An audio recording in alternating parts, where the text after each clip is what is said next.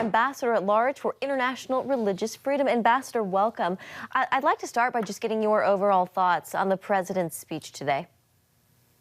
Well, I'm afraid it was a very provocative speech in a bad way, provocative to our enemies, China. If we're saying we're going to use relentless diplomacy and not relentless war, does that invite China to say, well, let's talk about Taiwan a little bit? Does it invite other provocative moves by Russia towards Ukraine and some of its near neighbors if they think the United States is not willing to use its military might? People know that we want a diplomatic answer. They know the world wants a diplomatic answer, but a lot of times that is dependent upon their fear that the U.S. will use military strength. And it seems like President Biden was taking that off the table today. Ambassador Brownback, the president's speech seemed to hit all the right marks. Even the heritage analyst in terror's speech kind of suggested that along those lines. He said all the right words. The question that's astutely being raised is whether there's a disconnect between what the president has said and the actions that the United States is backing up. Well, that's my point with it. I mean, you can say we're going to use relentless diplomacy, and I think that's a fabulous line. And we all are going to use relentless diplomacy.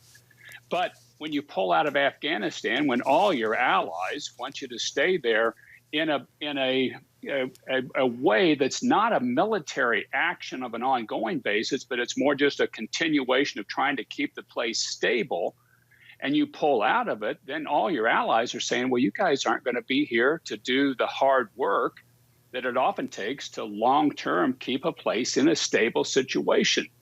And I'm afraid that's what the message that comes through in this speech is that the United States is going to pull back from some of those places that you have to be on the ground and in a tough way, often like in Afghanistan, to maintain the peace. You've got to maintain that role of the military to make your diplomacy work many times. I mean, the president said today that we are not seeking a new Cold War in reference to the U.S. relations with China. Ambassador, though, if you have to say it, does that suggest we're already there, or at least that it's a likely conflict is a likely possibility? Well, I think we're already in it, and I think most of the world already sees it, and they're already trying to make the calculation which team they want to be on or how do we play the middle of this game. And I think it's fine to say that we don't want a Cold War because we don't want a Cold War. But China's already at war with us. They're already coming at us. And so it's the sort of thing you can't avoid.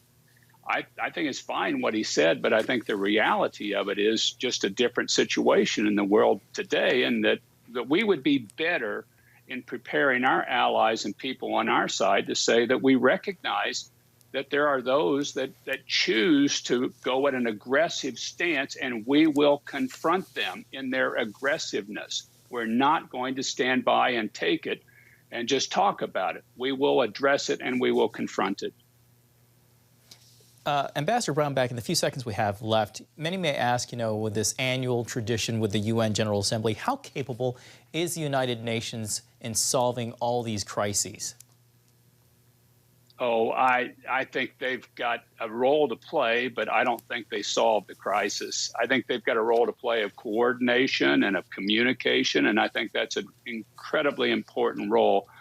But the solving of it's going to be done by the nation states, and it's particularly going to be led by the United States, or it's not going to get done. All right. We'll have to leave it there. Ambassador Sam Brownback, we always appreciate your time. My pleasure. Take care. God bless.